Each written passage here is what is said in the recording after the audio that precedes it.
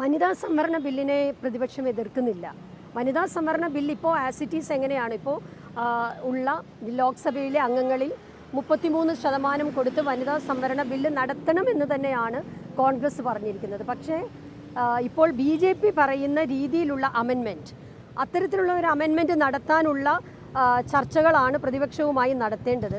അതിൽ 2011 സെൻസസ് വെച്ചിട്ട് ഇത് നടത്തണമെന്നുള്ള രീതിക്കാണ് BJP മുമ്പോട്ട് പോകുന്നത്. 2021 സെൻസസ് നടത്തേണ്ടതായിട്ടുണ്ടായിരുന്നു. 2021 സെൻസസ് എന്തുകൊണ്ടാണ് ഗവൺമെൻറ് നടത്താതിരിക്കുന്നത് എന്നുള്ള ഏറ്റവും പ്രധാനപ്പെട്ട ചോദ്യമാണ്. 2021 കോവിഡാണ് എന്നുള്ള നിലയ്ക്ക് കുറച്ച് ഒരു വർഷമൊക്കെ അങ്ങനെ പോയി. പക്ഷേ ഇപ്പോൾ 2026 ആയിട്ടും സെൻസസിൻ്റെ പ്രവർത്തനങ്ങൾ നടത്തുവാൻ BJPയുടെ ഗവൺമെൻറ് തയ്യാറാകുന്നില്ല. ഡീലിമിറ്റേഷൻ പ്രോസസ്സ് നടത്തുവാൻ തയ്യാറാകുന്നില്ല.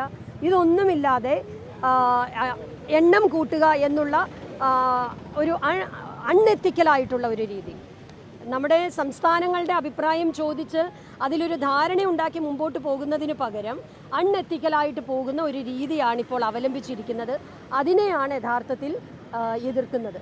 ഞാൻ ചോദിക്കുന്നത്, വനിതാ ബില്ല് പാസ്സായല്ലോ, വനിതാ ബില്ല് ഓൾറെഡി പാസ്സായിട്ടുണ്ട്. അതിന് കോൺഗ്രസും പിന്തുണ കൊടുത്തു, കോൺഗ്രസ് അതിന് അനുകൂലമായി വോട്ടും ചെയ്തതാണ്. വനിതാ ബില്ല് നടപ്പിലാക്കുന്ന കാര്യത്തിലല്ല ഇപ്പോൾ ചർച്ച. ഇപ്പോൾ ചർച്ച നടക്കുന്നത് ഡീലിമിറ്റേഷൻ്റെ കാര്യത്തിലാണ്. ഡീലിമിറ്റേഷൻ്റെ കാര്യത്തിൽ പ്രതിപക്ഷം ഏകപക്ഷീയമായിട്ട് ഭാരതീയ ജനതാ പാർട്ടി പറയുന്ന രീതിയിൽ പോകാൻ കഴിയില്ല. അതിന് വലിയ പ്രശ്നങ്ങളുണ്ട്.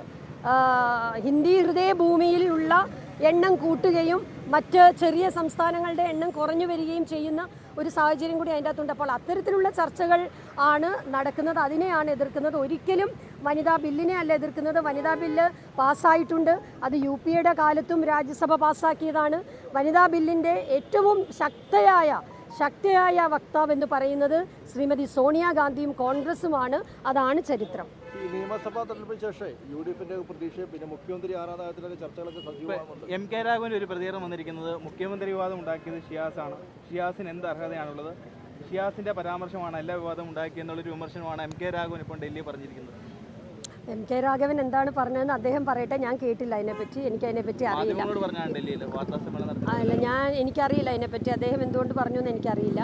പക്ഷേ ഒരു കാര്യം ഞാൻ പറയാം, ഏറെ സന്തോഷമുള്ള ഒരു കാര്യം, എന്താണെങ്കിലും നിങ്ങളാരും ഇടതുപക്ഷത്തിൻ്റെ പ്രതിപക്ഷ നേതാവ് ആരാണ് എന്ന് ചോദിക്കുന്നില്ല. പിണറായി വിജയൻ തന്നെ പ്രതിപക്ഷ നേതാവാകുമോ, അതോ മറ്റാരെങ്കിലും ആകുമോ, അതോ റിയാസ് ആകുമോ എന്നുള്ളതും കൂടി നിങ്ങൾ ചോദിക്കണം. യഥാർത്ഥത്തിൽ സന്തോഷമുണ്ട് UDFനെ സംബന്ധിച്ച്. കാരണം മുഖ്യമന്ത്രി UDFൽ നിന്നാണ് എന്നുള്ള കാര്യത്തിൽ ഒരു മാധ്യമ പ്രവർത്തകർക്കും ഒരു സംശയമില്ല, ഒരു നവമാധ്യമങ്ങൾക്കും സംശയമില്ല. അല്ല, AICCക്ക് ഉള്ള ഒരു രീതിയുണ്ട്, അത് നിങ്ങൾക്ക് എല്ലാവർക്കും അറിയാവുന്നതാണ്. ഏറ്റവും പ്രഗത്ഭനായ ഒരാളെ തന്നെ പ്രഗത്ഭരായവരിൽ നിന്ന് ഗാലക്സി ഓഫ് ലീഡേഴ്സ് ഉണ്ട് കോൺഗ്രസ്സിന്, UDFന്. അപ്പോൾ അതിൽ നിന്ന് ഏറ്റവും ഉചിതമായ സമയത്ത് ഏറ്റവും ഉചിതമായ ഒരാളെ AICC പ്രഖ്യാപിക്കും. അതിനകത്തൊരു ചർച്ച വരേണ്ട ആവശ്യമില്ല, ആരും അഭിപ്രായം പറയേണ്ട ആവശ്യമില്ല.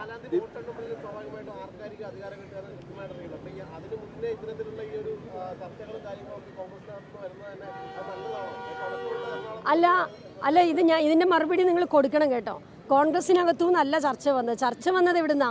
ചർച്ച വന്നത് മാധ്യമങ്ങൾക്കുള്ളിൽ നിന്നാണ്. നിങ്ങൾ ചർച്ച ചെയ്യണം. തീർച്ചയായിട്ടും മാധ്യമങ്ങൾക്ക് ഞാൻ എൻ്റെ സന്തോഷവും ഞാൻ അറിയിക്കുക. കാരണം നിങ്ങൾ ഈ ഇലക്ഷൻ കഴിഞ്ഞ് റിസൾട്ട് വരുന്നതിന് മുമ്പ് തന്നെ UDFൽ നിന്നാണ് മുഖ്യമന്ത്രി എന്ന് പറയുകയും അതാരായിരിക്കുമെന്ന് നിങ്ങൾ വലിയ ആവേശത്തോടെ, വലിയ ആൻസൈറ്റിയോടെ നിങ്ങൾ ചിന്തിക്കുന്നു. അതാണ് വലിയ ആൻസൈറ്റിയോടെയാണ് മാധ്യമങ്ങൾ അത് ചർച്ച ചെയ്യുന്നത്.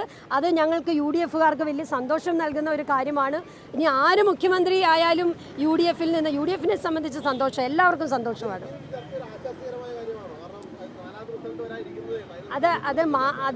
അത് ചില മാധ്യമങ്ങൾ വളരെ മാന്യമായി ചർച്ച ചെയ്യുന്നുണ്ട്.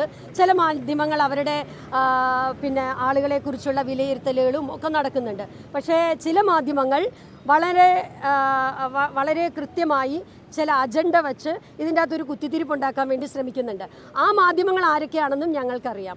അപ്പോൾ ആ കുത്തിത്തിരിപ്പുണ്ടാക്കുന്ന മാധ്യമങ്ങളോട് ഞങ്ങൾക്ക് പറയാനുള്ളത്, നിങ്ങൾ എന്തൊക്കെ പറഞ്ഞാലും UDFൻ്റെ മുഖ്യമന്ത്രി വരും എന്ന് പറയുന്നുണ്ടല്ലോ, അത് ഞങ്ങൾക്ക് സന്തോഷമാണ്, രണ്ടുപേരോടും സന്തോഷമാണ്. എറണാകുളം ജില്ലയിലെ കൊച്ചിയിൽ പ്രത്യേകിച്ച് ഷിയാസിന്റെ ജയത്തെ സംബന്ധിച്ച് ചില സംശയങ്ങളൊക്കെ ചില നിരീക്ഷണമൊക്കെ നടത്തുന്നുണ്ട്. അതിൽ എങ്ങനെയാണ് അതിന്റെ ഒരു ഓഡിയോയും വെളി വന്നിട്ടുണ്ട്. ചില ഓഡിയോ വിളിക്കുന്നു. പിന്നെ അവിടെ രാഹുൽ ഗാന്ധി അതൊക്കെ ശരിക്കുള്ള വീഡിയോ ശരിക്കുള്ള ഓടിയാണോ എനിക്കറിയില്ല. എതിർ സ്ഥാനാർത്ഥിയെ മോശമായി ചിത്രീകരിച്ചുള്ള ജയം ഷൂറാണെന്ന കാര്യത്തിലൊക്കെ ഒരു സംശയം വരുന്നുണ്ട്, പുറത്തേക്ക് വരുന്നത്. എല്ലാവരും ജയിക്കും. 14 പേരും എറണാകുളത്ത് ജയിക്കും. ഞങ്ങളുടെ പ്രതീക്ഷ എറണാകുളം ജില്ലയായിരിക്കും 100 ഔട്ട് ഓഫ് 100 കിട്ടുന്ന ഒരു ജില്ല എന്നുള്ളതാണ്. കൊച്ചിക്ക് മാത്രമല്ല, എന്താ പ്രത്യേകത? കൊച്ചി കിട്ടും, വൈപ്പിൻ കിട്ടും, തൃപ്പൂണിത്തറ കിട്ടും, കോതമംഗലം കിട്ടും.